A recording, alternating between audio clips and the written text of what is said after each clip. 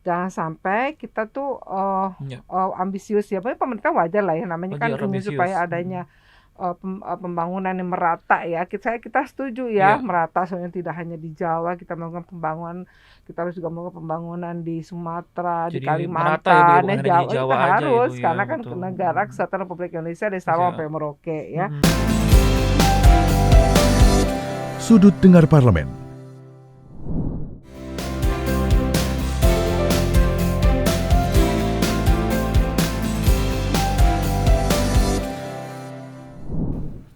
Halo, apa kabar pendengar radio dan penonton TV Parlemen? Kita jumpa lagi nih dalam program Sudut Dengar Parlemen, podcast yang selalu memotret persoalan dari sudut dengar yang sebenarnya.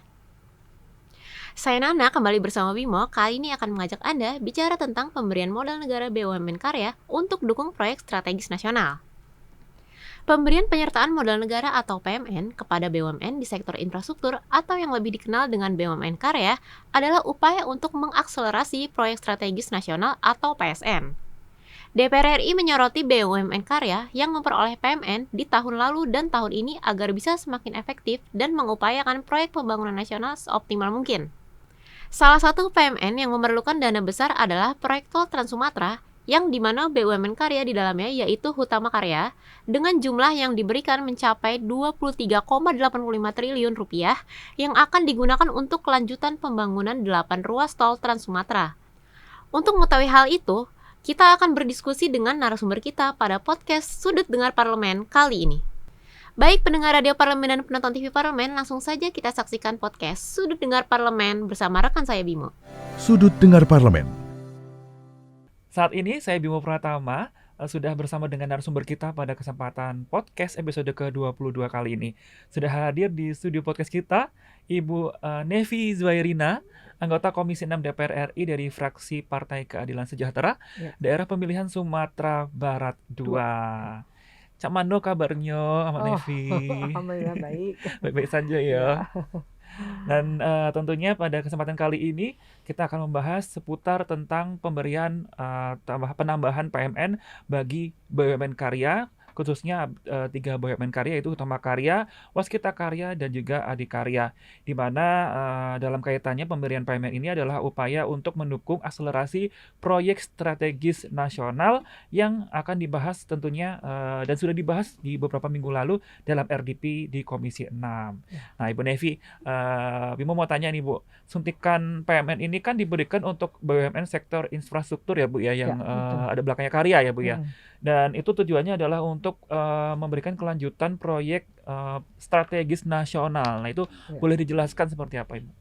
Ya, proyek strategis nasional Ya. ini adalah proyek yang dijalankan oleh pemerintahan kita sekarang dan ditargetkan akan beroperasi semua pada tahun 2024 ya.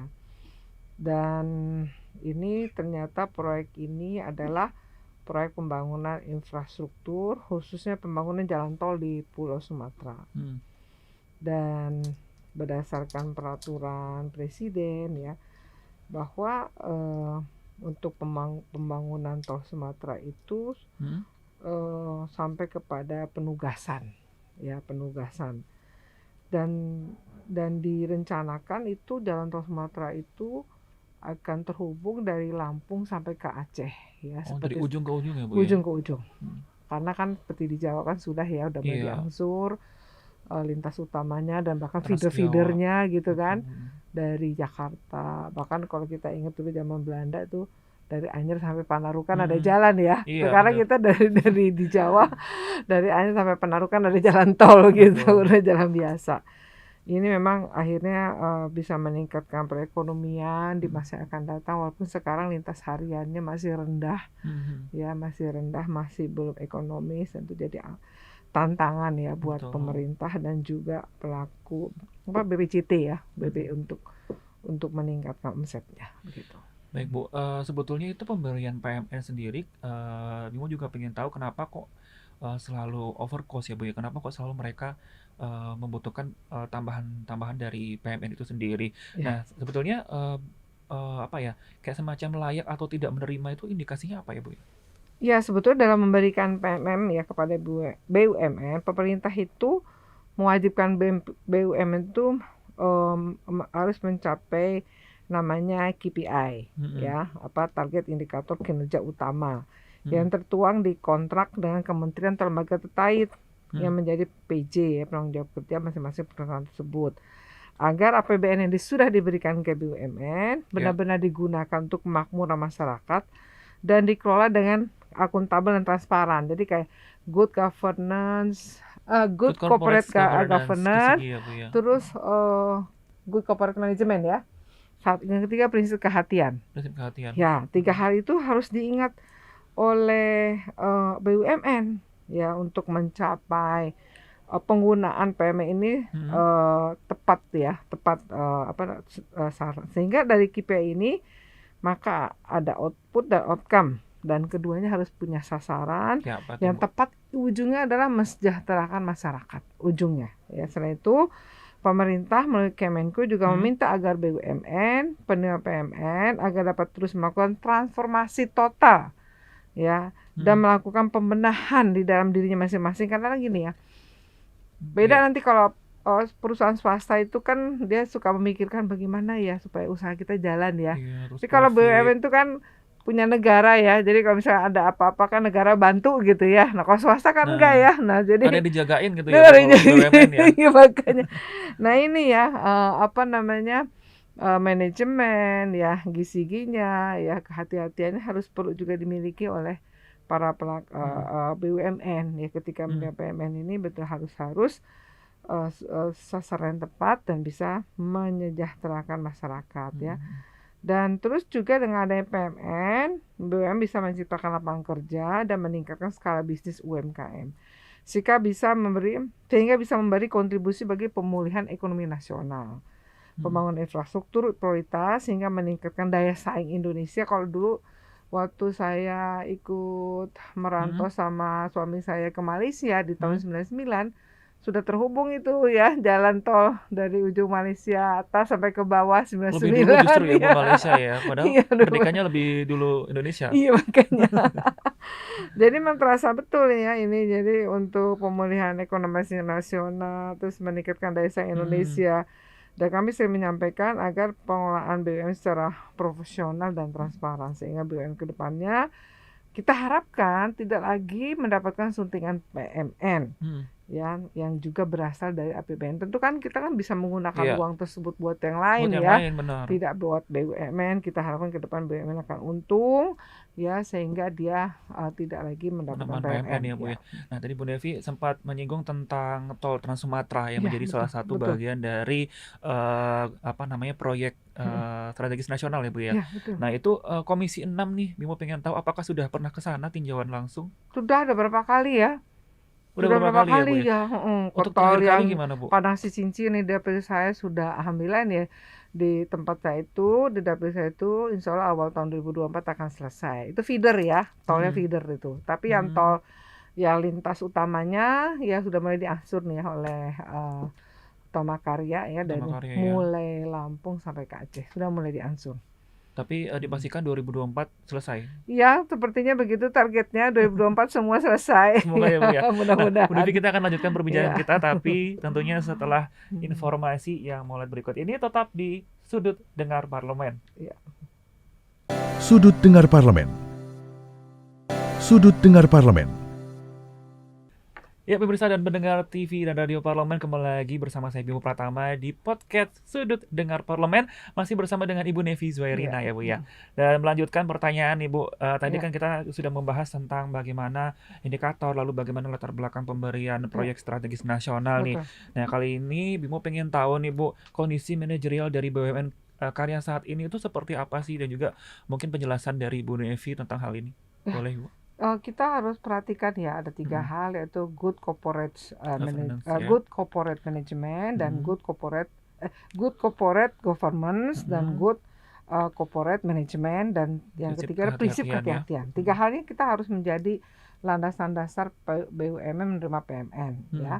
Nah, kita lihat laporan keuangan di tahun 2021 yang telah diterbitkan oleh 4 BUMN Karya. Ternyata ada 1 BUMN Karya yang rugi ya, yaitu Utama Karya, Bahkan kalau Adikarya itu mencatatkan kenaikan laba bersih di tahun 2021, di tahun 2020 ya, dan juga PT PP mencatatkan juga kenaikan laba bersih juga di tahun 2020 2021. Lalu Wijaya Karya meskipun mengalami penurunan akan tetapi masih mencatatkan laba bersih di tahun 2021. Masih laba ya. Ya, adapun mengalami kerugian Hutama Karya yang membengkak ya 18% menjadi 2,45 triliun pada tahun 2021 dibandingkan kerugian 2,03 triliun di tahun sebelumnya. Dari keempat BUMN karya ini yang sudah menerbitkan laporan keuangan pada tahun 2021, ya kita dapat melihat bahwa pengelolaan BUMN masih perlu terus dilakukan perbaikan dan peningkatan. Ya tadi yang 3 hal tadi saya sebutkan. Di samping itu juga pemerintah perlu mempertimbangkan secara matang penugasan diberikan kepada BUMN karya untuk mengerjakan proyek-proyek nasional. Jangan sampai kita tuh ambisius ya. Pemerintah wajar lah ya, namanya kan ingin supaya adanya pembangunan yang merata ya. Kita setuju ya, merata, soalnya tidak hanya di Jawa kita melakukan pembangunan, kita harus juga melakukan pembangunan di Sumatera, Jadi di Kalimantan, ya, Jawa, di Jawa kita aja harus ya, karena kan betul. negara Kesatuan Republik Indonesia dari Sabang sampai Merauke ya. Tapi tentu kita juga harus hitung-hitungan lah ya. Izinnya ada Menteri Keuangan ya, pandai menghitung, jangan sampai nanti BUMN karya itu dikorbankan ya, sehingga menyebabkan kerugian pada BUMN-nya, dan akhirnya kan mau nggak mau kita kan pemerintah jadi memberikan PMN lagi ya kepada BUMN tersebut. Makanya Komisi 6 ini berkesinambungan dengan Komisi 11 ya Bu ya. Terus Dengan ya kalau kita kan di sini kan izin prinsip ya namanya di BUMN di Komisi 6, nanti di Komisi 11-nya itu izin apa namanya itu ya? Izin keuangan ya, anggaran ya Bu ya. Supaya pencairan kali ya, karena sudah ada Menteri Keuangan ya. Betul.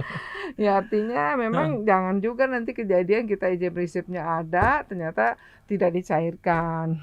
Jadi nggak bisa terlaksana ya. Nggak terlaksana, dia sudah punya utang ya. Ya udahlah jadinya. Case-nya sama kayak Garuda mungkin Garuda juga, ya, Bu. iya benar.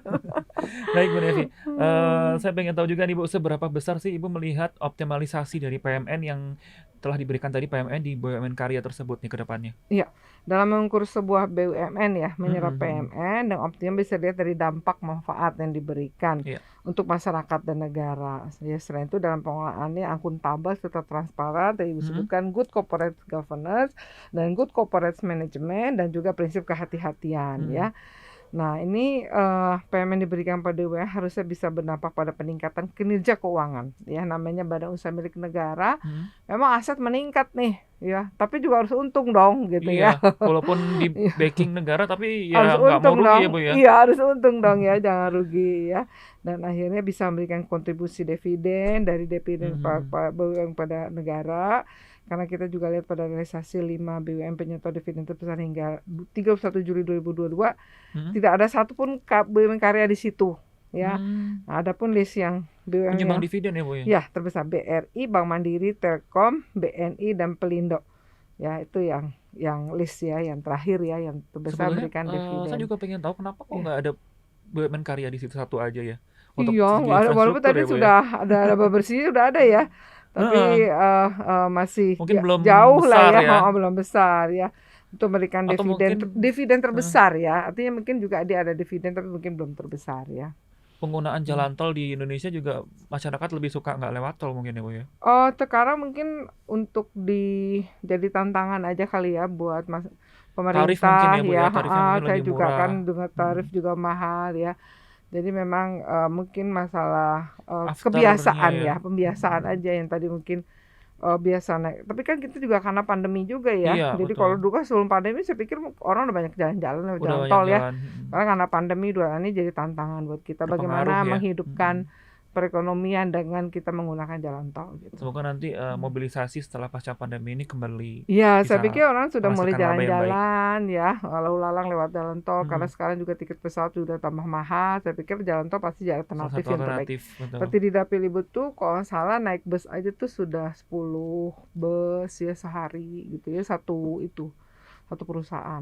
Kalau di Dapilibut sendiri kan di Padang tuh bus menjadi salah satu moda transportasi utama ya Bu ya. Ya karena murah. Jadi kalau tiketnya aja udah hampir 1,5 ya 1,2.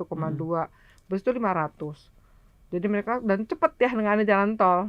Ya jadi hanya 24 jam.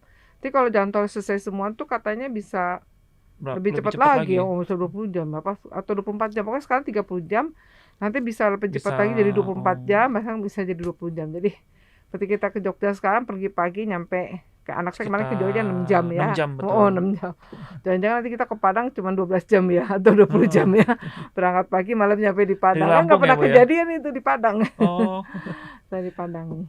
dari Padang ya Bu ya. Mm-mm. Dan ini Bu, terkait dengan faktor sosial dan kepercayaan Ya, masyarakat dalam penggunaan PMN ini seperti apa sih di BUMN? Iya, masyarakat harus mempercayai bahwa BUMN itu akan menggunakan PMN dengan bijak dan efektif serta efisien dalam mengerjakan PSN tadi ya, selama BUMN tersebut transparan dan akuntabel ya. Hal ini kembali kepada indikator BUMN yang layak mendapatkan PMN tadi, sehingga kita masyarakat terpuaskan secara akademik dan rasional dalam dasar penggunaan PMN dan merasakan langsung manfaatnya ya. Tentu kepercayaan itu terbangun dengan sendirinya, pasti akan percaya Pasti kalau ada semoga ya. hasilnya ya gitu. Dan semoga nanti tentunya di Dapil Ibu sendiri Tol Trans Sumatera nanti bisa membuktikan ke masyarakat bahwasannya pajak mereka nih yang dialokasikan bisa menghasilkan ya Bu ya, dan juga berdampak bagi masyarakat. Baik Bu Nevi, kita akan lanjutkan Ya. lagi perbincangan kita tentunya setelah informasi yang mulai berikut ini. Jadi tetap di podcast Sudut Dengar Parlemen. Sudut Dengar Parlemen. Sudut Dengar Parlemen. Baik pemirsa, kembali lagi tentunya pemirsa TVR juga pendengar TVR Radio Parlemen. Berjumpa lagi di Sudut Dengar Parlemen, masih bersama saya Bung Pratama dan juga narasumber kita yang spesial pada kesempatan hari ini ada Ibu Nevi Zuhairina. Nah Bu Nevi, di kesempatan beberapa minggu lalu juga di RDP Komisi 6, Bimo sempat melihat bahwa Bu Nevi memaparkan terkait potensi di mana nantinya Tol Trans Sumatera ini akan berdampak positif ya terhadap perkembangan tentunya di sektor perdagangan dan juga di sektor pariwisata nih. Betul. Bu Nevi, boleh dijelaskan? Ya, luar biasa ya. Memang jumlah penduduk Pulau Sumatera ini kan nggak sebanyak Pulau Jawa ya. Tapi mungkin mudah-mudahan nggak ada jalan tol, jadinya penduduk Pulau Jawa tuh juga lalu lalang juga ke Sumatera gitu ya. Dia nggak cuma di Jawa tapi lintas pulau ya Bu ya. Dia bawa uang ke Pulau Sumatera gitu ya. Mungkin berbisnis nanti di sana. Berbisnis ya, jadi sudah ada informasinya dari BUMN. Jadi dari PT Sarana Multi Infrastruktur yang juga merupakan sebuah BUMN yang bergerak di bidang pembiayaan infrastruktur menyebut bahwa pembangunan 11 ruas prioritas JTTS berpotensi menghasilkan output terhadap perekonomian nasional mencapai 768 triliun. Ya. Nilai ini diperhitungkan dari masa selesai konstruksi hingga tahap operasional jalan tol hingga tahun 2033. Output dari JTTS yang dihitung SMI mencakup banyak dari dua hal. Dari dua tahap, yaitu saat JTTS masih dalam fase konstruksi mencapai 367 triliun dan output yang diperoleh pada saat tol beroperasi hingga tahun 2033 401 triliun. Output tersebut dihasilkan dari stimulus yang digelontorkan mencapai 452 triliun, terdiri dari 105 triliun pada tahap konstruksi dan 257 triliun pada tahap operasional. Output tersebut jika dihitung per tahun mencapai sekitar 51 triliun. Nilainya juga setara dengan 2,2% terhadap PDRB Sumatera tahun 2020. Jadi keberadaan jalan tol ini ternyata juga memberikan dampak ekonomi terhadap sektor rumah tangga. Tol Trans Sumatera diperkirakan menyumbang 119 triliun terhadap pendapatan rumah tangga. Selama tahap pembangunan, JTTS memberikan tambahan pendapatan rumah tangga sebesar 57 triliun dan tahap operasional 62 triliun. Ini udah hasil survei ya, hasil penelitian. SMI juga memperkirakan tol Trans Sumatera dapat menambah 671.000 tenaga kerja setiap tahunnya. Ya, tenaga kerja baru nih ya, ini mencakup penambahan 486.000 tenaga kerja selama proses konstruksi serta 185.000 di tahap operasional. Ya, jadi jumlah tersebut adalah 2,4% dari tenaga kerja Indonesia. Nah, outputnya kita harapkan ke depan itu tentu adanya peningkatan perekonomian di daerah di mana jalan tol itu lewat ya, dan juga adanya memiliki potensi pariwisata yang ditingkatkan dan diuntungkan. Artinya dengan kemudian akses transportasi akan membuat wisatawan lokal bahkan mancanegara. Jadi kayak di tempat dapil ibu itu kan 2 kali sehari tuh pesawat dari Malaysia ya, Kuala Lumpur. Malaysia Ya, langsung ke Padang ya. Jadi kalau sampai di Padang dengan ada jalan tol nanti kan bisa pergi jalan-jalan Pekanbaru ya. Kita sudah mulai ada tuh dari Pangkalan Pekanbaru karena di sana juga ada destinasi pariwisata ya, Masjid Pengairan ya dan sebagainya ya. Dan tidak langsung akan mendongkrak perekonomian UMKM masyarakat lokal. Pasti akan terdongkrak ya. Di situ kita udah sampaikan seperti rest area yang ada di selama jalan tol itu harusnya rest area yang dimiliki oleh pelaku UMKM di daerah yang dia lewati. Kalau rest area sendiri itu kan nantinya akan dari Lampung sampai Aceh ya Bu ya. Ya. Untuk pengelolaan rest area sendiri itu dikelola oleh masing-masing daerah yang disinggahi atau Maksudnya seperti dari apa? itu sih dari BUMN karyanya. Dari BUMN Ya, karyanya. tapi kita sudah minta dia harus Ada membawa UMKM-nya ya, pelaku UMKM ya tersempat ya. daerah yang dilewatinya. Kemarin bahkan saya dengar dengan adanya kita jalan tol dibuka di jalan tol Sumatera itu, PLN itu sudah membangun ini kayak tower-tower baru gitu. Oh, Jadi tentunya kayak untuk pengembangan wilayah mendukung gitu. ini ya Bu ya, mungkin listriknya ya nanti Iya, di listriknya. rest area ya. Iya, gitu. Saya dengar gitu. Berarti nanti kesinambungan beberapa BUMN nanti seperti PLN dan nanti Utama Karya sendiri Iya, udah selaku pasti saya pengembang pikir. sudah pasti ya. Iya, jalan tol ini kan sebagai kayak stimulan ya untuk Mm-mm. pertumbuhan ekonomi gitu. Jadi apa namanya, dampaknya nanti melebar dari berbagai sektor Pasti, ya. ya pasti. Dan terakhir nih Bu Nevi, Ya, sih nggak ya, kerasa ya. nih sudah di penghujung acara kita. Ya, Harapan Ibu nih, mau pengen tahu terkait BUMN karya ke depannya Ya. agar PMN ini yang berasal dari APBN dapat diserap dengan optimal. Dan juga nantinya tentunya harapan masyarakat dan pemerintah BUMN karya ini tidak seberapa banyak menyerap PMN. Ya, memang kita harapannya agar PMN sudah dapat tuh bisa digunakan dengan asas yang efektif, efisien, transparan, akuntabel ya sehingga tepat waktu dan langsung digunakan sebesar-besar untuk kepentingan masyarakat ya dan terus juga menguntungkan ya bahkan juga mengoptimalkan sumber pembiayaan dari luar ya sehingga tidak mengandalkan PMN dari APBN dan ini kan tidak mendidik namanya ya dengan untuk BUMN seperti ini ya jadi dapat fasilitas terus ya kita udah kasih tahu udah jangan minta PMN lagi BUMN ya udah mudah-mudahan terakhir lah ya tahun ini 2023 ya kita udah rencanakan 2023 2024 nggak ada lagi ya kita akhirnya tidak memiliki daya saing dengan pihak swasta gitu kalau minta-minta terus gitu. Sebetulnya untuk apa namanya pembatasan diberikannya PMN tuh ada nggak sih Bu dari Jadi Komisi kalau 6 sendiri? penugasan tentu dia dapat PMN. Oh pasti dia ya. Iya penugasan. Tapi Kalau yang memang untung-untung ya harusnya nggak boleh. Dia nggak boleh. harus buat aksi koperasi. Pernah nggak Bu nggak dikasih gitu PMN nih? Kayaknya tuh lo ada yang ngecair apa ya? Pernah Juga nggak cair? kurang. Iya, ya ada yang harusnya tahun 2022 ini. Ada yang cair tapi nggak cair. Mungkin cair akhir tahun. Oh jadi ini Mungkin sempat lama ya sekarang. berterhambat ya Bu Iya ya. benar.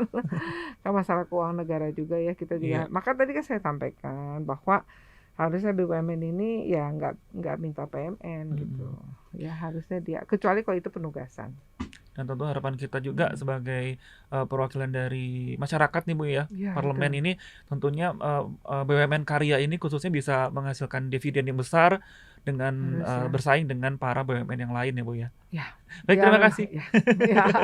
Terima kasih Ibu Nevi Ya, Zuhairina sama-sama ya, atas sama-sama. kesempatannya menyempatkan Sama-sama. waktunya hadir di podcast Sudut Dengar Parlemen pada kesempatan hari ini. Dan harapan Makasih. kita tentunya nanti kita bisa berjumpa kembali Bu Insyaallah. di Iya, topik-topik selanjutnya yang lebih menarik tentunya. boleh. Terima kasih Bu. Assalamualaikum. Sama-sama. Waalaikumsalam. Dan pemirsa, pendengar dan juga pemirsa TVR dan Radio Parlemen, saya Bimo Pratama dan beserta seluruh kerabat kerja yang bertugas pamit undur diri dari ruang dengar Anda. Terima kasih atas perhatiannya tentunya dan sampai jumpa di Sudut Dengar Parlemen selanjutnya.